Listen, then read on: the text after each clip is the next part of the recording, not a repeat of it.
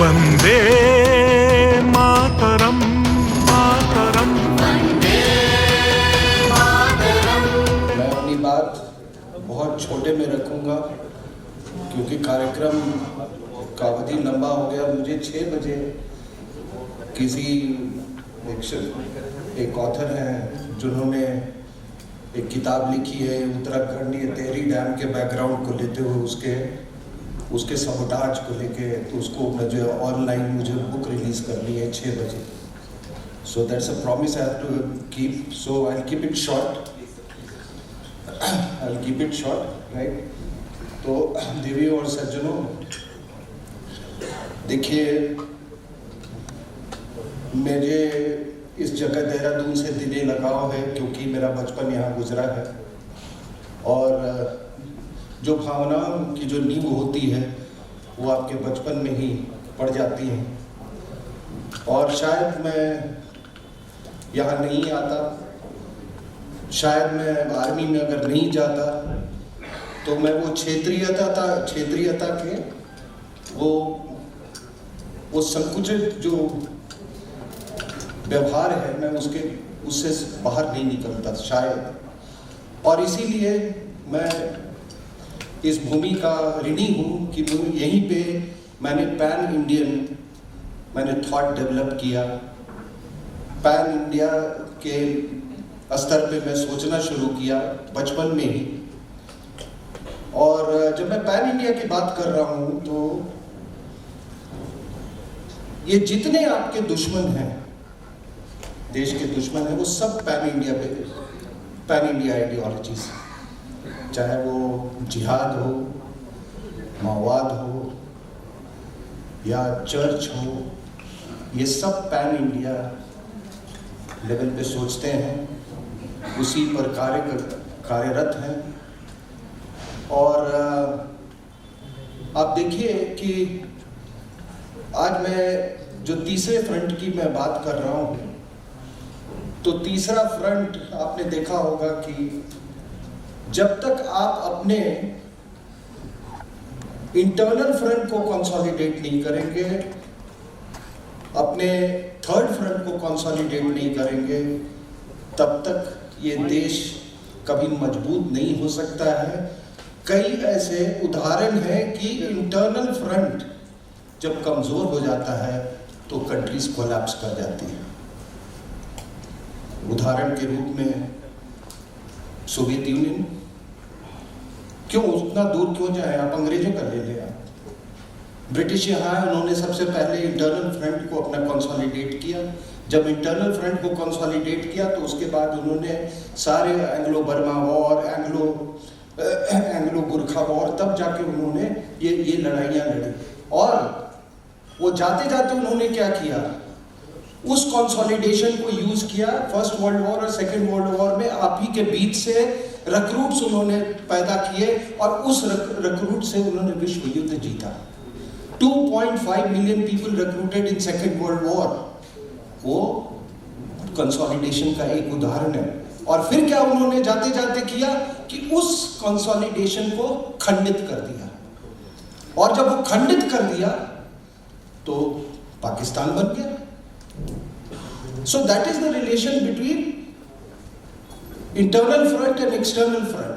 Soviet union का आप देख लीजिए, सोवियत यूनियन का आप देखें कितना बड़ा देश, ह्यूमंगस काइनेटिक कॉम्बैट पावर जिसके पास था, और space power, nuclear power, ICBMs, thousands of tanks, thousands of artillery guns। क्या हुआ, कोलैप्स कर गया। क्यों कोलैप्स कर गया?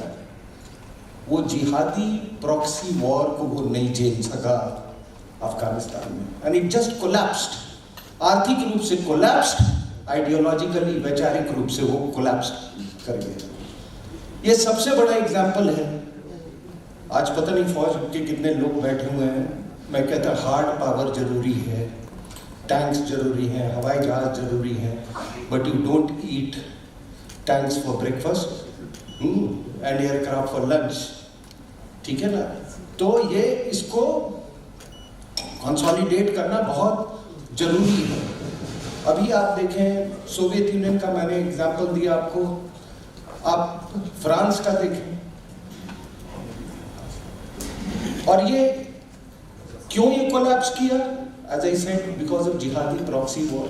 वही जिहादी प्रॉक्सी वॉर आपके यहाँ है भारत में, कश्मीर में। फ्रांस का भी आप उदाहरण ले लीजिए। आज स्पीकर बता रहे थे फ्रांस में ये पहली बार आग नहीं लगी, वहां कई सालों से ये आग लगती रही है।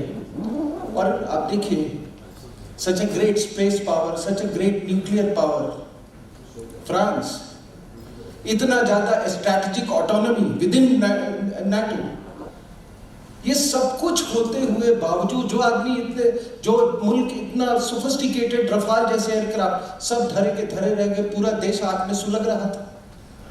The internal front has collapsed. और ये क्यों कोलैप्स हुआ? क्योंकि वहां परिवार की जो संस्था है यूरोपियन कंट्रीज में, वो परिवार की संस्था ही कोलैप्स कर गई। और जब परिवार टूटेगा तो याद रखिएगा देश टूटेगा। एक हमारे मित्र हैं, आजकल मैं नहीं जानता वो कहाँ है, रश्मि खेर उनका नाम था, तो मेरे साथ वो टेलीविजन पे अक्सर आया करते थे। तो एक दिन उन्होंने मुझे कहा कि शिक्षा, मैं यूरोप जाता रहता हूँ, 10-15 साल पहले की बात है, अगर किसी देश के पास 20,000 की अच्छी सेना हो, it can overrun entire Europe. और मैं आपको बता रहा हूं, ये नाटो इनकी मजबूरी है। Each of these countries, European countries, are incapable of defending themselves. और इसीलिए ये सब नाटो का एक्सपेंशन। अब आप आ जाइए यूक्रेनियन कॉन्फ्लिक्ट में, आप देखिए कि काइनेटिक कॉम्बैट पावर के कितने लिमिटेशंस हैं। क्या रशिया ने अपने पूरा कॉम्बैट पावर यूज कर रहा है? नहीं यूज कर रहा है। Limited objectives, restricted objectives, restricted warfare, ठीक है। क्या भाई, तो इसमें मर्सनरी यूज हो रहा है, ये भी प्रॉक्सी वॉर है। कौन लड़ रहा है? यूक्रेनियंस को कौन सपोर्ट कर रहा है? आपको मालूम है, वेस्टर्न कंट्री ये सपोर्ट कर रहे हैं। तो इस लड़ाई से हमको एक दो सीख ये लेनी चाहिए कि जो लड़ाई की परिभाषा या हमारा जो विजन है वॉर का, कि वो टैंक्स गए और फिर हमने फतेह पाई और फिर उस पर झंडा लेके भंगड़ा किया, वो वाली लड़ाई शायद आपको देखने को ना मिले। ये जो कॉन्फ्लिक्ट है, यूक्रेनियन कॉन्फ्लिक्ट, ये पूरी प्रॉक्सी वॉर है, आप देख रहे हैं। और देवियों और सज्जनों, में इतना आपको बता दूं कि चाहे इसका परिणाम जो भी हो, इस यूक्रेनियन रशियन कॉन्फ्लिक्ट का, ये दुनिया वही नहीं रहेगी। पूरा वर्ल्ड ऑर्डर ये चेंज हो जाएगा, इसके चाहे जो भी परिणाम। तो ये एक सबसे बड़ा, एक उसको कहते हैं जिसको इन्फ्लेक्शन पॉइंट जियोपॉलिटिक्स में अभी ये रशिया यूक्रेन कॉन्फ्लिक्ट का है। अभी आप अगर, ये मैंने आपको 2-3 एग्जाम्पल दिए, और मैंने ये 2 नक्शे बनाए थे। ये कोई मैंने 15, ये जो लेफ्ट वाला जो नक्शा है, ये कोई 15 साल पहले बनाया था, और ये दाहिने वाला ये कुछ महीने पहले। अब दोनों की मैं तुलनात्मक वर्णन आपके पास करूंगा। देखिए, हमारा देश 14,000 किलोमीटर लगभग border, Pakistan Islamic state 3,000 kilometre border,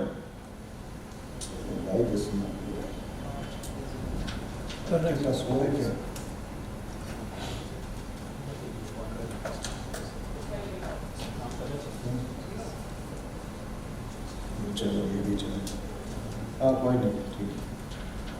Pakistan almost 3,000 kilometers border, Islamic State, Nepal, before that Tibet. I'm not purposely calling it China, I'm calling it Tibet. Tibet, a Buddhist country. 3,440 kilometers, almost line of actual control.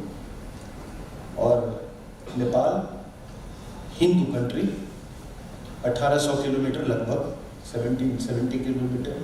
Bhutan के साथ लगभग 700 kilometers. And then you have Bangladesh, about 4,100 kilometers border. Myanmar, 1643 kilometers. Another Buddhist state, and Sri Lanka, the Buddhist state. अब मैं क्या कहना चाह रहा हूँ, जो लोग कहते हैं कि मजहब का आपके नेशनल सिक्योरिटी पे असर नहीं पड़ता है, वो नक्शा आपके बिल्कुल सामने है. हमारी कोई समस्या चाइना या तिब्बत के, जब तक तिब्बत एक ऑटोनॉमस बफर स्टेट था, हमारी कोई समस्या नहीं थी तिब्बत के साथ. हमारे तो आपको मालूम है हमारा सांस्कृतिक आदान प्रदान, नालंदा के टूटने के बाद कई लोग तिब्बत में उन्होंने शरण लिया और वहाँ बौद्ध धर्म को फैलाया. क्योंकि हमने इसका आइडियोलॉजिकल बफर स्टेटस को नेहरू ने नहीं समझा, आज हम उसका परिणाम भुगत रहे हैं. Otherwise it was an ideological buffer state. और ये नहीं था, उस समय हमारे पास बहुत विकल्प थे. चीन उस समय बहुत कमजोर था. अगर हम थोड़ा सा भी अगर एग्रेसिव माइंडसेट लेके चलते तो ये तिब्बत यूं ही नहीं चला जाता चीन के पास. नेपाल, मैंने किताब लिखी है द मेकिंग ऑफ नेपाल. मैं जब नेपाल गया तो वहाँ के हिंदू हमको बोलते थे कि जब आप ही लोग इस तरीके से, they used to look upon us, कि जब बड़ा ही हिंदू स्टेट का रवैया इस तरीके का है तो हम किसकी तरफ देखें. और धीरे धीरे धीरे वहाँ पर जो हिंदुत्व का जो फैक्टर था वो जाता रहा, कम्युनिस्ट फैक्टर आता रहा, राजा वहाँ से चला गया, ठीक है ना. और आज आप देख रहे हैं कि उनका चीन का क्या इन्फ्लुएंस है नेपाल में. तो ये एक आइडियोलॉजिकल बफर था, उसको भी हमने और खो नहीं दिया है, और लेकिन काफ़ी हद तक हमारा इन्फ्लुएंस जो है वहाँ पे कमज़ोर हो गया. आप इधर आ जाइए, भूटान पे देखिए, बौद्ध देश, बिल्कुल शांति, ठीक है, हमें कोई समस्या नहीं है, बहुत कोऑपरेशन है, स्पेशली हाइड्रो इलेक्ट्रिसिटी सेक्टर. ये आप म्यांमार में आइए, 1643 किलोमीटर्स बॉर्डर, जो मैंने कहा बुद्धिस्ट कंट्री, कोई समस्या नहीं है हमारी. आपने कभी ये नहीं देखा होगा कि बर्मीज म्यांमारी फोर्सेस और इंडियन फोर्सेस में कभी क्लैश हुआ होगा. बहुत आपको मैंने तो नहीं सुना, जबकि इस कंट्री से मैं डील करता था. और ये जो इलाका जो है, ये बॉर्डर का इलाका है, ये सारा क्रिश्चियन है. इस पार बॉर्डर के इस पार इंडिया में और म्यांमार में ये पूरा, ये कचिन्स हैं, चिन्स हैं, इधर ये कुकीज़. तो जो आप मणिपुर में आप देख रहे हैं, ये धर्मांतरण का नतीजा है. एक मिशनरी होता था, उसका नाम है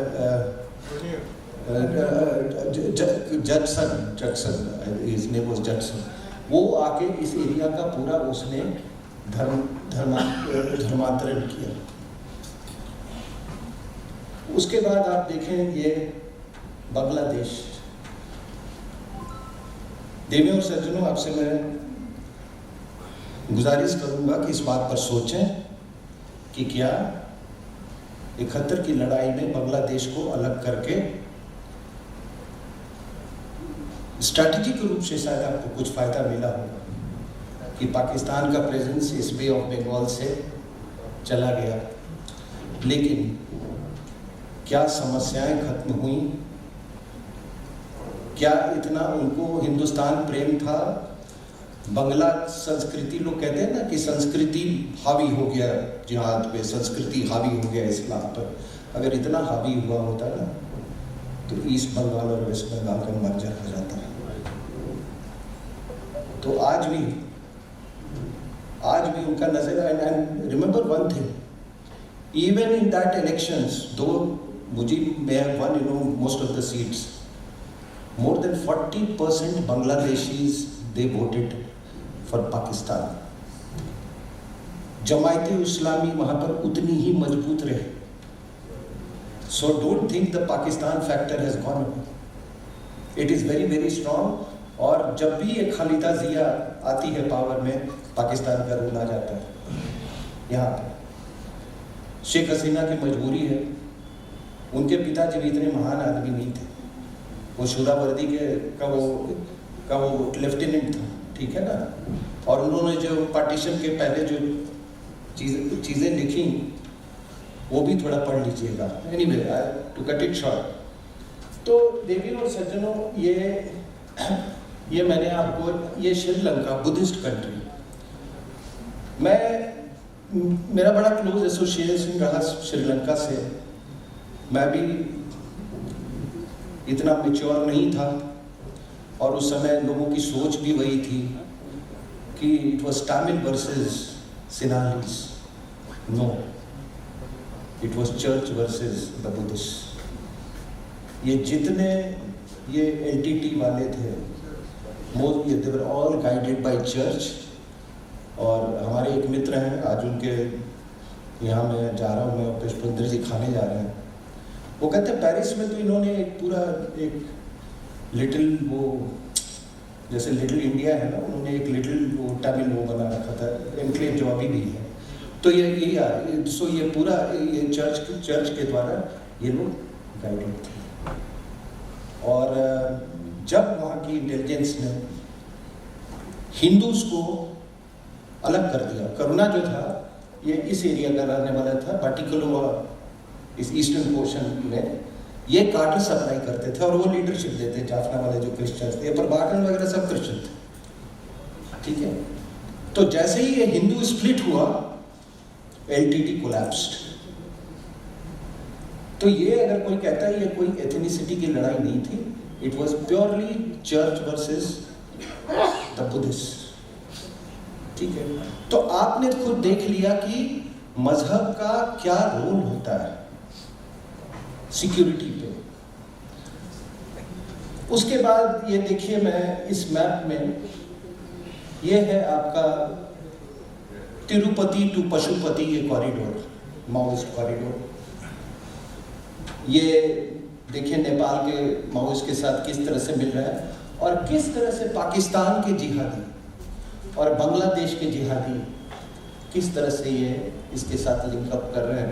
and ladies and gentleman, so many incidents are taking place now where Bangladesh based jihadis, they are carrying out jihadi actions in the southern part of India, especially Bangalore.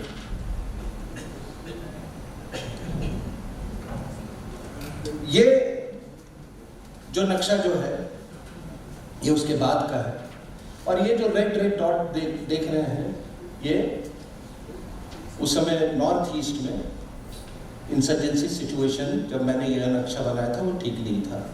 अब हमने क्या हासिल किया, क्या पाया, क्या खोया। 15 साल बाद जब मैं ये देखता हूँ तो ये थोड़ा धूमिल हुआ। ये माओइस्ट कॉरिडोर में द इंटेंसिटी वेन। सबसे बड़ी अगर कोई उपलब्धि अगर इस सरकार की नहीं है वो नॉर्थ ईस्ट में रही है। मैं और पुष्पेंद्र जी गुवाहाटी गए थे, वहाँ पर एक हमको बिजनेसमैन मिले, तो उन्होंने कहा कि हम पावर ट्रांसमिशन लाइन के बिजनेस में हैं, और कहा मैंने सैकड़ों पावर लाइंस ये ट्रांसमिशन टावर्स खड़े किए हैं और हमसे कोई फिरौती नहीं मांगा।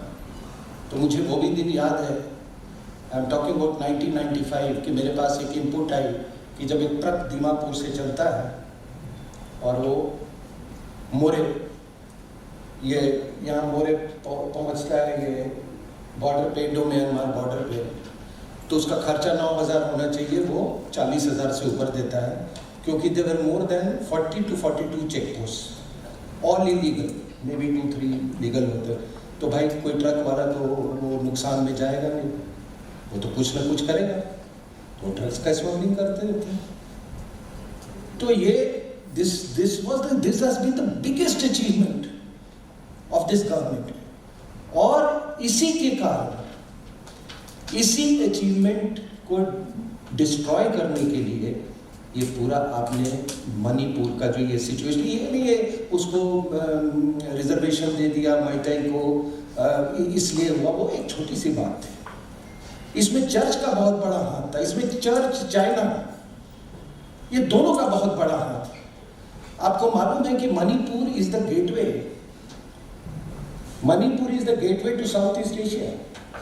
एक हाईवे जा रही है from Moreh into Myanmar to Thailand, और उसको बाकी एशिया कंट्रीज, कंबोडिया, ये सबसे भी जोड़ने का उसका प्लान है। जिसको हम लोगों ने पहले लुक ईस्ट पॉलिसी था, अब एक्ट ईस्ट पॉलिसी है। तो ये जो भारत का जो ज्योग्राफिकल इंटरफेस और इम्ब्रेस जो है, उसको रोकने के लिए ये पूरी ये वायलेंस करवाई गई है, और इसमें चर्च का, पोप का, इन सब का बहुत बड़ा रोल है। And let me tell you, and with great degree of responsibility, that Sonia is directly involve. अब मैं टाइम कम है, मैं उस पर मैं नहीं जाना चाहता। एक अरुणाचल का एग्जाम्पल है, कैसे पोप ने फ़ोन करवाया और कैसे उसने रातों रात वो अरुणाचल की सरकार बदल दी, क्योंकि वो धर्मांतरण में वो मददगार नहीं साबित हो रहा था। इसको चीफ मिनिस्टर का नाम था जेरिबोम ग्यामलिन, और ये जो इलाका जो है ना, ये अरुणाचल का, ये यहाँ पे जो 7 ये हैं, जो तिरप सेक्टर जिसको बोलते हैं, वहाँ पे 7 जो MLA आते हैं वो सारे के सारे Naga Christians. So this is what happened. Now where did we go to this again about third front. Now I am on Manipur. तो मैं आपको ये बता दूं कि नेहरू जी ने, एक वर्नियर नाम के आदमी थे, उनके साथ एक समझौता किया 60s में कि यहाँ पर कोई साधु नहीं जाएगा नागालैंड में, और कोई मंदिर नहीं बनेगा। और वो वर्नियर बहुत चालाक टाइप का आदमी था, उसको हमने पद्म भूषण भी दिया, जैसे ये मैडम तेरेसा को भी दिया गया था, ठीक है ना, और ग्राम स्टेट्स की वाइफ को। तो उसके बाद से एक स्वामी आनंद थे, साधु समाज के सेक्रेटरी, उन्होंने कहा कि अगर हमको जाने देते तो ज़्यादा हम नेशनल इंटीग्रेशन करते, और उसी से नेहरू की इस पॉलिसी से धर्मांतरण और तेजी से बढ़ता गया, और इसीलिए उनमें अलगाववाद का फीलिंग आया। और मणिपुर में इसलिए भी किया गया कि द माइताईज आर वैष्णवाइट हिंदूज, और आपको सुन के ताजुब होगा कि जो वहाँ की जो रॉयल फैमिली जो है, वो वहाँ की सबसे लंबी रूलिंग फैमिली है इस कंट्री में। एंड एक जमाना था जबकि I am not talking about Arjun का तो था ही, वो चित्रगंगा जो उनकी पत्नी कहते हैं मणिपुर की थी, बट कोई ऐसा यूपी से, इवन सदर्न पार्ट से शादियां होती थी उनकी, मणिपुर की प्रिंसेस ले जाते थे वहां से। एस डी बर्मन की मदर वो द प्रिंसेस ऑफ मणिपुर। और आपको मैं बता दूं कि कहां पे ये देखिए ये मजहब क्या करवाता है। इनका इतिहास की तरफ देखने का भी कुकीज का और मैतेईस का अलग अलग तरीका है। 1891 में एक कुलचंद चंद्र सिंह थे राजा, उन्होंने अंग्रेजों के खिलाफ हल्ला बोल दिया, और वो बहुत इंपॉर्टेंट था मणिपुर, क्योंकि ये वाला जो इलाका था अभी कैप्चर नहीं हुआ था। ये जो बर्मा का जो इलाका है ये भी कैप्चर नहीं होता, अंग्रेजों के हाथ में बस यही था। So Manipur was very important for them. तो जब उन्होंने अपर म्यांमार भी कैप्चर कर लिया, तो ये इलाका जो है उनके लिए उतना स्ट्रेटेजिक इम्पोर्टेंस नहीं रहा, तो वो इनके संस्कृति उसमें दखल अंदाजी करने लगे, उन्होंने उठा के फेंक दिया अंग्रेजों को। अब एक छोटे से स्टेट ने जब उसको फेंक दिया तो उनको लगा कि इसका तो कैस्केडिंग इफेक्ट हुआ पूरे हिंदुस्तान पे।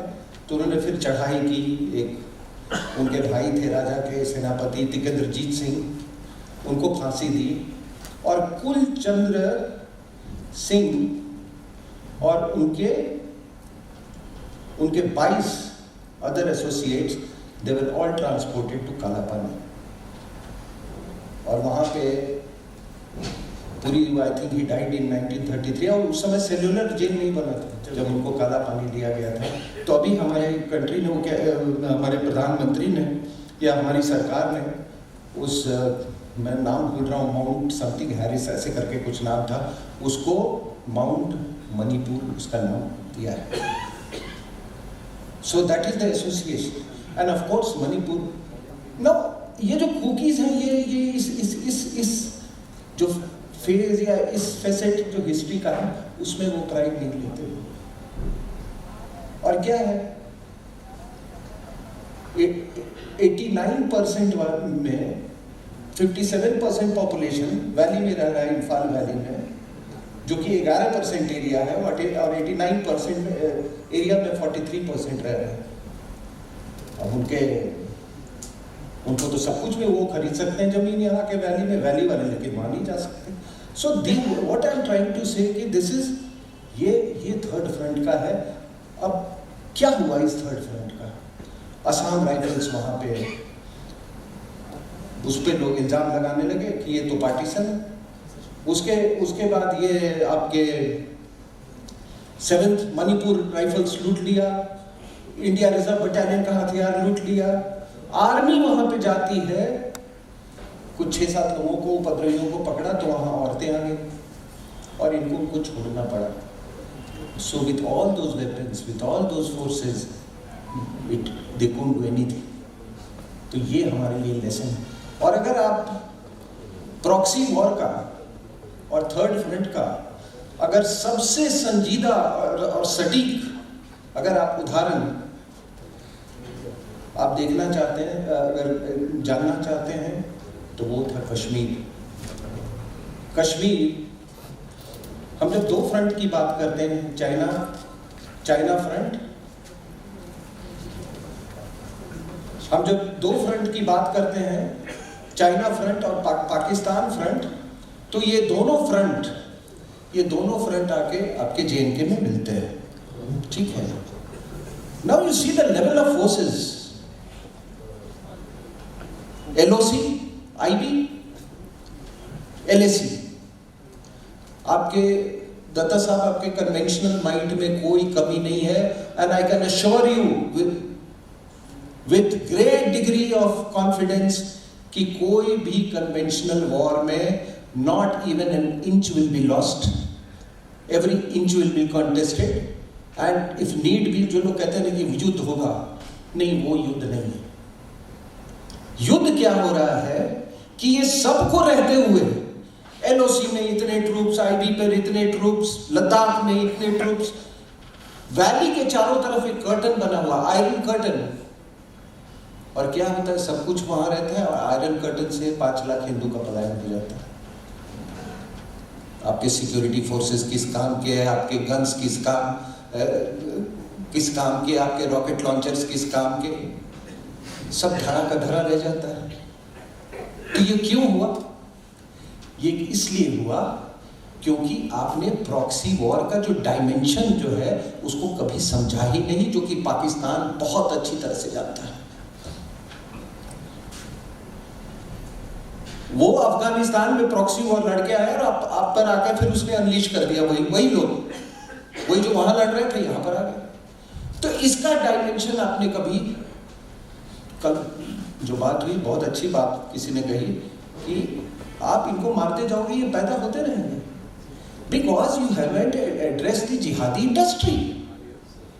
तो आप उस प्रॉक्सी वॉर का कभी, उसका जो आइडियोलॉजिकल डायमेंशन है उसको आपने कभी एड्रेस ही नहीं किया। और इसके कारण आपने जो देखा, मैं कहा, with all that iron curtain, with core headquarters in Srinagar, with so many security forces, पलायन हो गया। तो मेरा कहने का ये है कि आप इससे ये क्यों हो रहा है? देखिए साहब, ये देखिए, ये जो द इंडियन आर्मी और the Indian armed forces is not fighting Pakistan a state. It is fighting the proxy war, jihadi proxy war unleashed by Pakistan. ठीक, उसी तरीके से you are not fighting Tibetans, you are fighting communist China. और ये दोनों के जो ideological जो इनके प्रॉक्सीज हैं, वो देखिए, ये रेड कॉरिडोर, ये जिहादीज, ये। अब आप पूछेंगे कि मैं कह रहा था कि इस दौर में सबसे बड़ी उपलब्धि मैंने आपको नॉर्थ ईस्ट बताया। एक लाइन बनाई थी उस समय मैंने, ये line vertical line from Allahabad, तो उस समय मैंने कहा था कि जो ईस्ट है, जो इलाके ईस्टर्न पार्ट ऑफ इंडिया के, they are relatively less developed. But अभी आपको मैं बता देता हूँ कि ये एरिया कहीं ज़्यादा डेवलप्ड है। ये एक उपलब्धि हमारी हुई है। Go to east, go to Assam. हम लोग तो घूमते रहते हैं, और मैं तो बिहार का रहने वाला हूँ। ये एक सबसे बड़ी उपलब्धि हुई। अब हुआ क्या है कि ये देखिए, ये जो एरो जो देख रहे थे ना, अब ये ग्लोबल जिहाद का हब बन गया केरला। और यहां से ये रूट लेके, ये देखिए, ये न्यू दिल्ली तक पहुंच गया। केरला के पॉपुलर फ्रंट ऑफ इंडिया ने आके शाहीन बाग का पूरा उन्होंने ऑर्गेनाइज किया, उसका funding किया, दिल्ली राइट्स में उनका हाथ था। ठीक है, सो ये दिस इज ये एक नया डेवलपमेंट। मैं इस पे ज्यादा नहीं जाऊंगा, but this is a very very worrisome development. मैंने एक आर्टिकल भी लिखा था, Kabul, Kashmir, Kerala, Colombo, that is the axis. Kerala से उठ के लोग इस्लामिक स्टेट के लिए इस खुरासान में ज्वाइन कर रहे हैं, अफगानिस्तान में। तो ये एक सबसे वरीसम डेवलपमेंट है। नाउ देवी और सज्जनों, हम हैं कौन? ये प्रॉक्सी वॉर क्यों हो रहा है? ये प्रॉक्सी वॉर इसलिए हो रहा है कि हम प्रॉक्सीज की कमी नहीं। आप चले जाएं सुप्रीम कोर्ट से लेके ब्यूरोक्रेसी में, कहीं भी आपको प्रॉक्सीज की कमी नहीं है। माओवादियों का आपको मैं कह रहा हूँ, मैं कहा कि उसमें गिरावट आई है, लेकिन अभी मैंने न्यूज़ पढ़ा कि छत्तीसगढ़ में कुछ 3-4 लड़के सीआरपीएफ ज्वाइन किए थे। वहाँ रातों रात पुलिस आ रही है, माओवादी आए, उनको कहा कि तुम यहाँ खाली करो, सिर्फ टेरराइज करने के लिए कि आगे कोई वहाँ का आदिवासी सीआरपीएफ नहीं ज्वाइन किए। तो ये याद रखिएगा कि अगर ऐसा माहौल होगा तो कैसे, कहाँ से आप रिक्रूटमेंट करेंगे। So it is the internal front which feeds the external front. अगर इंटरनली फ्रंट आपका वीक हो जाएगा तो आप फिर कैसे संभालेंगे? और फिर वही सवाल उठता है प्रॉक्सीज का। प्रॉक्सीज इसलिए पैदा हो रहे हैं क्योंकि हमने यही नहीं डिफाइन किया हम हैं कौन। हम इंडियन हैं, हम भारत हैं, हम हिंदुस्तानी हैं, हम हैं क्या? पाकिस्तान आर्मी कहती है कि no, we are not only, हम केवल, we are not guardians only of the territorial frontiers, we are also guardians of the ideological frontiers of this country. आपकी आइडियोलॉजी क्या है? भारत, हिंदुस्तान, क्या है? अगर आप भारत माता, यहां तस्वीर लगी हुई है, भारत माता को ही अपनी अगर आइडियोलॉजी लेके चलते तो ये कंफ्यूजन कभी नहीं होता। ये भारत तेरे टुकड़े होंगे उसके नारे नहीं लगते। सुप्रीम कोर्ट रातों रात, वो हिंदू टेरर की वो आर्किटेक्ट वो भी थी, ये तीस्ता से तलवार, उसको बेल नहीं देता। याकूब मेनन के लिए रातों रात ये भी गया। अगर आपको ये पहचान होती कि what is your national ideology, और बताइए साहब, क्यों बिना आइडियोलॉजी के कोई राष्ट्र बन सकता है? और इस देश में आपको दुनिया में कोई ऐसा देश नहीं मिलेगा जहां पे ये, इसकी हमेशा मैं बात करता हूं, जहां पे ये जिसको सेक्रेड ज्योग्राफी कहते हैं, हर जगह कोई ना कोई यहाँ पर हमारे देवी देवताओं से जुड़ा हुआ है।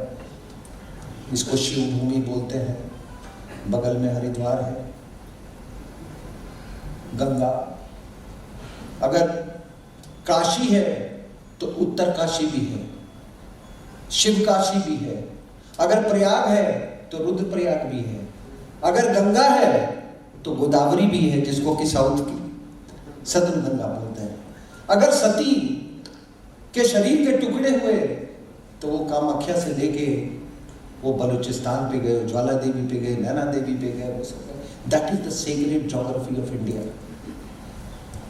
और वो आपकी आइडियोलॉजी होनी चाहिए। That should be your ideology. एक मुसलमान, एक क्रिश्चियन के लिए एक दरिया से ज्यादा नहीं है गंगा। और मैं आपको एक बात बता दूं कि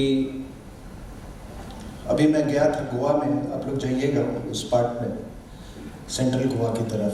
लोग तो कई दूसरे कारणों से जाते हैं, लेकिन आप जाइए उस सेंट्रल गोवा, पुष्पेंद्र जी भी गए हैं। There are 100 temples and what majestic and beautiful temples, एक से बढ़कर एक। वहाँ एक मैं आश्रम में गया, तो आज बात कुछ हो रही थी कि गंगा में हम, ये पाखंड है कि गंगा में हमने स्नान कर लिया, और नो, वो उन्होंने, there is a lady who is carrying out research, उसके पूरे इक्विपमेंट है, पुष्पेंद्र जी भी नहीं देखा। तो उसने मेरे को कहा कि सर, ये जो आपका बॉडी का एम्बियंस है, this can be captured by the camera.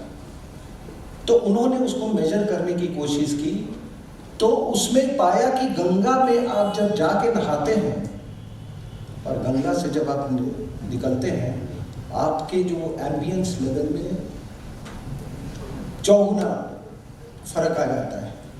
अगर मान लीजिए कि ऑन ए काउंट ऑफ से 1 to 20, अगर बाकी उन्होंने 500 वाटर बॉडीज का उन्होंने अध्ययन किया, तो उन्होंने कहा कि यूरोपियन नदी सभी जगह के, तो जो पॉजिटिविटी कंटेंट था वो 2 to 6 था। हमारी नदियों का 11 से भी ऊपर रहता है। And you will be surprised to know कि उन्होंने कहा कि यमुना में हमने ये टेस्ट किया, और यमुना में भी जो पॉजिटिविटी फैक्टर जो हमने वो किया, that was around 12। And this is because ये नदियां जो, इट इज फाइटिंग द ताप, उसका पाप दो, what ever you call it, but उन्होंने किया है, सारी नदियों का किया। इसीलिए नदियां जो हैं वो हमारी, हम इसलिए नदियों को भी माता बोलते हैं। They are living beings for us. मैं किसी को आज सुबह कह रहा था, 15 साल पहले मैं यहाँ इलाहाबाद प्रयाग से कुंभ का पानी ले गया था। अभी मैं छुट्टियों में गया, तो भगवान तो साक्षात यहाँ पे है। So this is the secret geography of India and that should be our ideology. और देवी और सज्जनों, देखिए, ये हम इस थर्ड फ्रंट को क्या करें? तो सबसे पहला काम होगा कि ये जो 3 ऑर्गन हैं हमारे यहाँ, लेजिस्लेटर, जुडिशरी एंड एग्जीक्यूटिव, इन तीनों पर लगातार प्रहार होते रहते हैं, होता रहा है, और हम उसी के कारण भी, राजनीति में प्रहार मुफ्ती मोहम्मद से ही बन गया, ठीक है। जुडिशरी पे प्रहार आप देख लो। It is so easy to subvert a जज। जब आपको मालूम है, मैं इनके साथ अभी प्रोग्राम किया था कि जज साहब का बेटा भी सुप्रीम कोर्ट का जज बनेगा, तो हार्वर्ड में ही मैं उसको कल्टीवेट करना शुरू करूंगा, और इतना मुश्किल भी नहीं है। तो उस पे प्रहार, तो आपने उसका भी उदाहरण देख लिया। तो इसलिए ये जो डायनेस्टिक पार्टीज हैं, डायनेस्टिक जजेस हैं, ये सबसे बड़ा देश के लिए खतरा है, सबसे बड़ा देश के लिए खतरा है। और जब ये तीनों ऑर्गन्स को आप एड्रेस नहीं करेंगे, इसको मजबूत नहीं बनाएंगे, तो आई एम सॉरी टू से आपका एक्सटर्नल फ्रंट, चाहे आप वहाँ पर ब्रह्मोस लगा दें, वहाँ पे रफाल लगा दें, और रवैया देखिए कि वो रफाल पे भी उन्होंने आके सवालात किए, और यूं ही सवालात नहीं थे, इसके पीछे कुछ बहुत गंभीर कारण थे, because the whole world wanted to know certain details about Rafale. And then Modi सरकार में एक चीज है कि क्या होता है अंदर में कोई नहीं जानता है, कोई नहीं जानता है। ये तो मुझे कई मीडिया वालों ने भी कहा है कि is from the media, it's so difficult कि कोई पहले तो खुद ही कोई ना कोई दे देता था इनको, अभी बहुत मुश्किल हो गया है। तो ये तीनों ऑर्गन्स जो है, इसको सशक्त बनाना होगा, इसको मजबूत करना होगा, और उसके लिए आपको सजग होना होगा। सो आई होप मैंने आपको थर्ड फ्रंट के बारे में थोड़े समय में मैं कुछ बताने में कामयाब रहा। Thank you for your patience.